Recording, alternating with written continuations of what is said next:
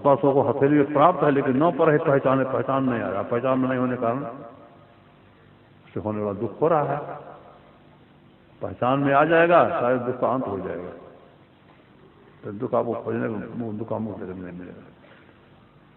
पहचान नहीं हो रहा है। पहचान होने करने के लिए, पहचान करने के लिए, पहचान नहीं होने के कारण क्या है, हमारे परमार्थ मार्ग भजन में है सम प्रकाश और शब्द निशब्द की कोठरी हमारे शरीर के अंदर, चारों कोठरियां आई अंदर घट कोठरी, तू उतर पड़ो तब माँ पीवने शब्द में, यही से परिग्रह चलो नहीं शब्द में। प्रत्यक्ष देख लो अपने को आंख बंद करके, आंख खोलकर देखते हो संसार को, और तुम हो शरीर के अंदर में। यदि बाहर का देखना बंद करके आंख बंद कर देखो, आंख बंद कर देखते क्या देखते हैं? अरे आंख बंद कर अंधार देखता है। अंधकार कहाँ है? जहाँ आप है, मतलब अंधकार में आप बैठे हुए हैं, अंधकार में आप पड़े हुए हैं। हमारे अंदर केवल अंधकार नहीं, प्रकाश भी है, शब्द भी है। अब परमात्मा अंधकार में भी है, शब्द में भी है, प्रकाश में भी है, शब्द में भी है, लेकिन उसका पहचान हो रहा नहीं है शब्द में, चलो नहीं है शब्द में।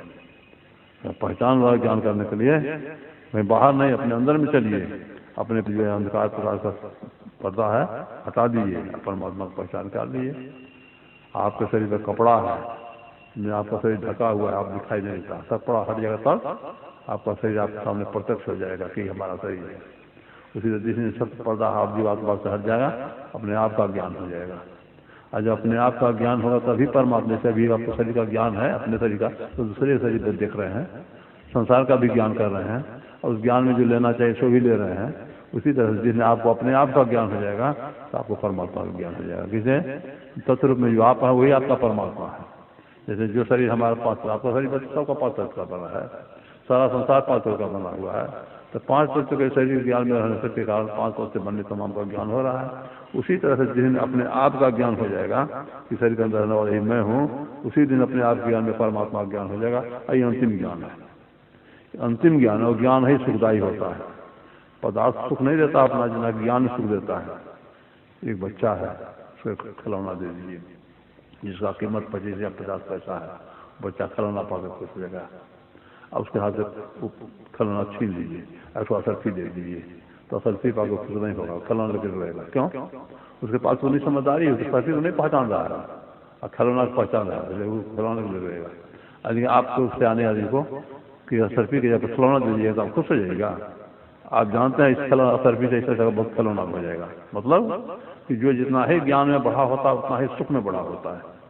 और संसार में ही देखें ना, संसार के ज्ञान में जितना बढ़ा हुआ है उसका सुख हो रहा है। वही आदमी है जो कि मुश्किल से 50-40 रुपया रोज कमाता है, एक आदमी है जो कि 50-40 हज़ार रुपये कमाता है, और कोई लाखों रुपये कमा लेता है। जो जितना ज्ञान में बढ़ा हुआ संसार का लाभ ले रहा है। ये अंतिम ज्ञान है। ये अंतिम ज्ञान जिस दिन हो जाएगा अंतिम सुख हो जाएगा, जिस सुख के बाद फिर दुख होता है नहीं। तो कहने का तात्पर्य है अपने प्रति माया का पर्दा हट जाए, अपने आप के ज्ञान में हो जाए, जिस ज्ञान में होकर परमात्मा ज्ञान में होकर के परमात्मा विराजने वाले तविनाशी सुख को प्राप्त करें। इसके लिए आपको साधन करना पड़ेगा। एक बच्चा है, कपड़ा पहनना खोलना नहीं जानता है, उसके माता पिता उसको पहनाते हैं, खोलते हैं। वही बच्चा जब सीख जाता है तो अपनी मर्जी से जब चाहे तो पहन लेता है, जब चाहे खोल देता है। इससे सीख जाकर अगर आप सीख गए, ऐसे सर्कल में आप कुशल हो गए, प्रवीण हो गए, तो आपकी अपनी मर्जी हो जाएगी, अपनी मर्जी हो जाएगी। जब चाहे जो चला है चोला पहन लीजिए, जब चाहे जो चोला छोड़िए। अपने आप ज्ञान में, परमात्मा ज्ञान में होकर अब परमात्मा में विराजने वाले से अविनाशी सुख को प्राप्त कर लेंगे कि जिस सुख के बाद फिर दुख नहीं होता है। जो मार्ग उस साथ दिखावे ते मग चलत सबे सुख पावे, पावे सदा सुख हरि का संसार आशा तज रहे, सपने हो नहीं दुख दर्शन बात होती को कहे, दुज देव गुरु हरिचंद में संसार पार न पाइए, ये जान तुलसीदास पद का ये कहते लोगों। ये जान करके विश्वास करके अपने आप के ज्ञान को प्राप्त करो, जो ज्ञान में होकर के परमात्मा का ज्ञान होता है, जैसे सारे दुखों का अंत होता है। ऐसे ज्ञान को प्राप्त करने के लिए जो साधना जुटती है, सब बातों को सीख लो। ये सब बातों को सुनाने के लिए, समझाने के लिए यह आयोजन किया गया है, जिसमें आप इतने लोग आए हुए हैं, हम लोग भी आए हुए हैं।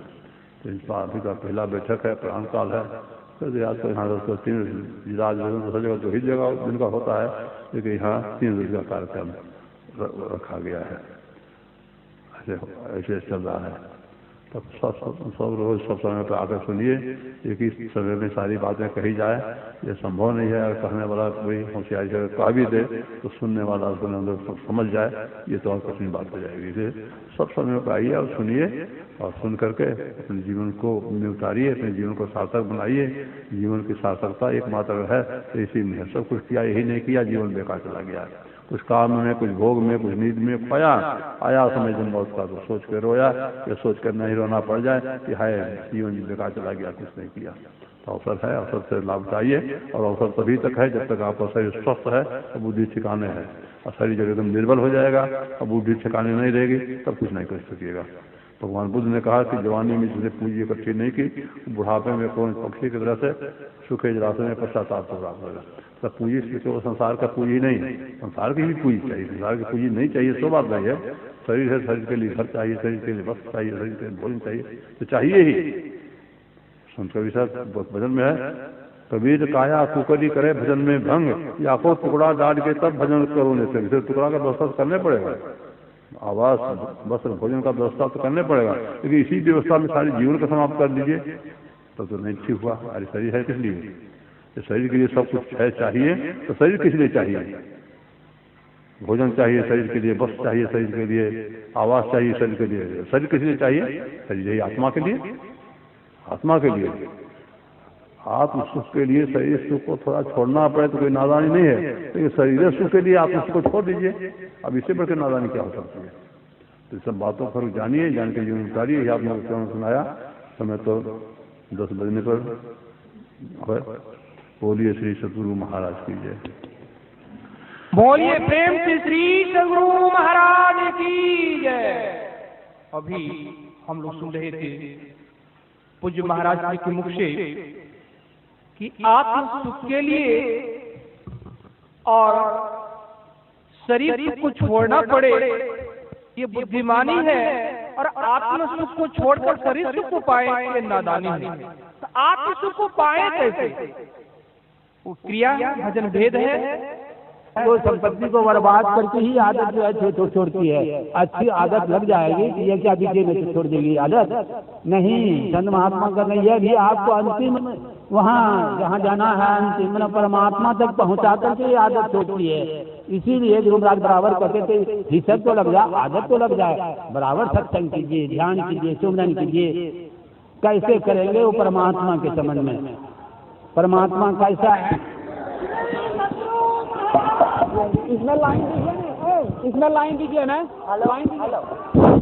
श्री सतगुरु महाराज की जय, श्री सतगुरु महाराज की जय, श्री सतगुरु महाराज की जय, श्री सतगुरु महाराज की जय, श्री सतगुरु महाराज की जय। सत्यार्थी भाव को मल्यार्पण किए, स्वामी योगानंद भाव को मल्यार्पण कर रहे हैं, स्वामी ओमानंद भाव को मल्यार्पण कर रहे हैं।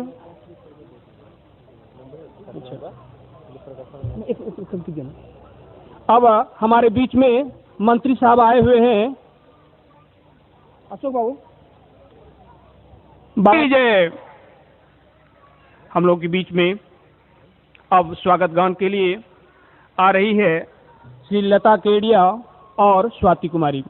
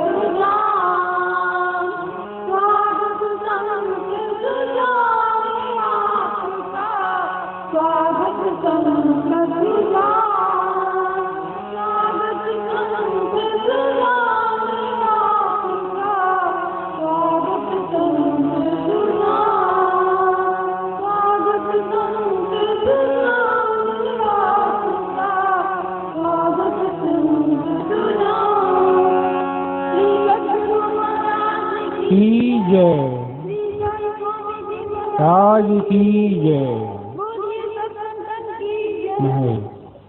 अभी हम लोग सुन रहे थे स्वागत गान गुरु महाराज के हृदय स्वरूप परम शिष्य साधना के शिखर को स्पर्श करते हुए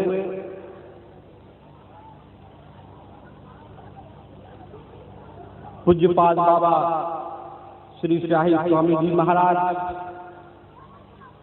बाबा श्री चतुरानंद जी महाराज, बाबा वेदानंद जी महाराज, जोगानंद जी महाराज, मंचासीन अन्य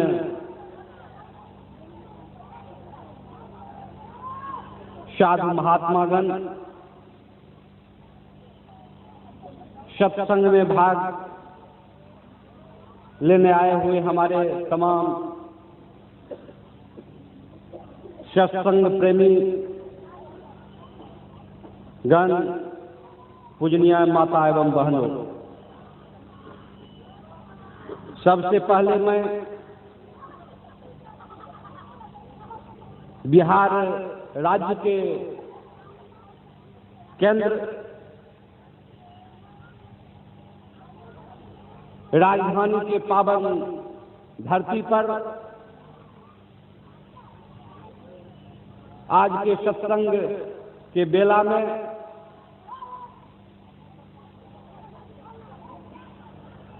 आज इस धरती को सौभाग्य होने के अवसर पर मैं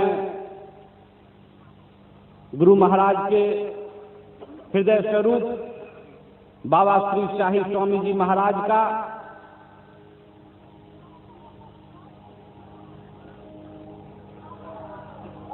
एवं अन्य साधु महात्माओं का मैं हार्दिक रूप से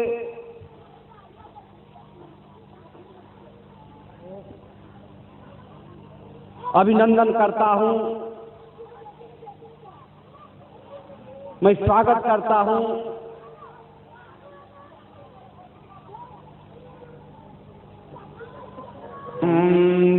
मंगलमय मंगल करण गिनवा बारंबार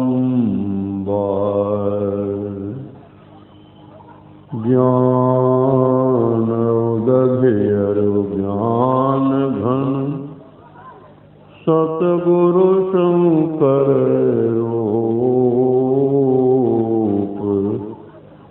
नमो नमो बहुबारहि सकल सुपूजन हो। उपस्थित धर्मानुरागी सत्संग प्रेमी सदात्माओं, माताओं एवं बहनों, यह महान आयोजन जिसमें हम आप इतने जहां तहां से आकर एकत्र हुए थे, संत मत सुनाने के लिए हुआ है। संत मत अर्थात संतों का विचार। संत से तात्पर्य किसी वेश विशेषधारी से नहीं, बल्कि गोस्वामी तुलसीदास जी महाराज के कथनानुकूल विषय अलंपट शील गुनाकर और सुख सुख दुख दुख देते पर सम अभूत विरागी लोहा मरत हरत भय त्यागी कोमल चित दीन पर दाया मन कर्म लग्न भगत माया सब ही मानपत आप मानी, भगत प्राण सम ममते प्राणी, शीतलता सरलता मैत्री, द्विपद प्रीत धर्म यथि, ये सब लक्षण बसहि जासुर, जान तात संत संत। संत कौन? महापुरुषों में एक मंत्र आया है, विद्यते हृदय ग्रंथ सिद्धंते सर्व संख्या, शीयंते चास्य कर्माणि तस्मिन् दृष्टे करावे।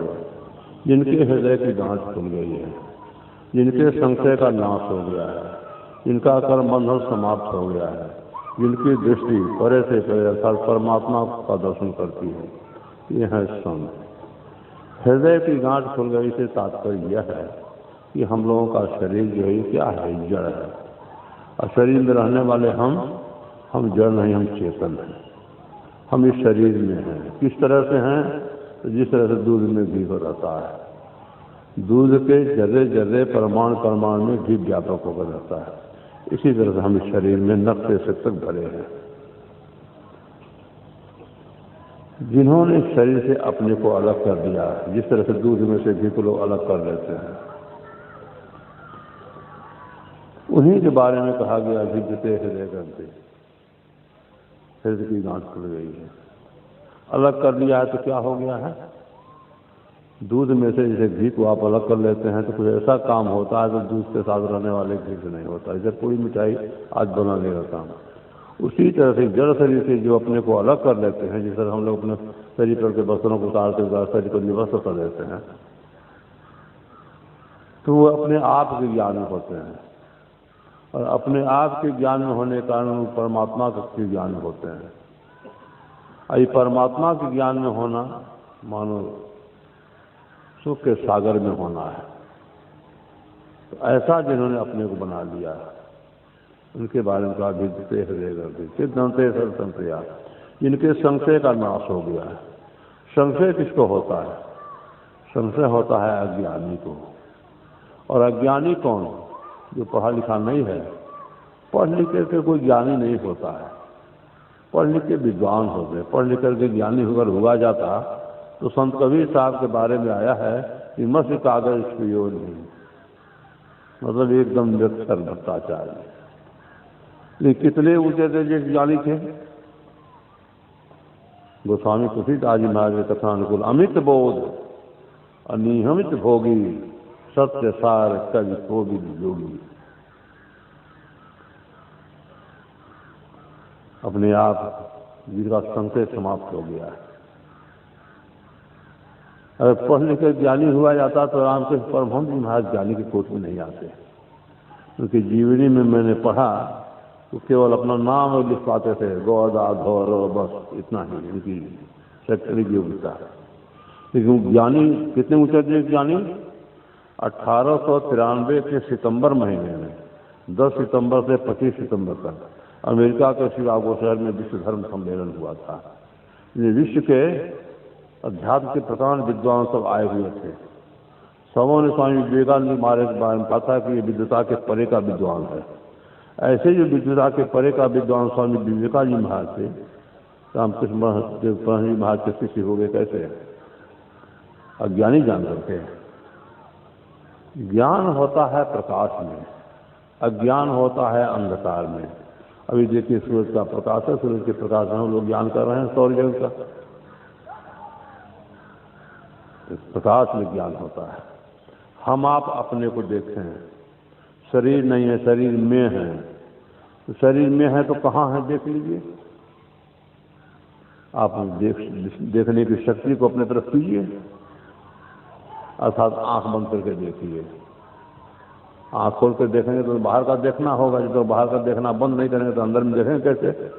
तो आंख को बंद कर लीजिए, तब देखिए। तो आप देखते हैं क्या देखते हैं? हर एक आंख बंद करने पर अंधकार देखता है। लेकिन हम आप अंदर में केवल अंधकार होता है, तो आंख में रोशनी कैसे होती? चेहरा चमकता कैसे?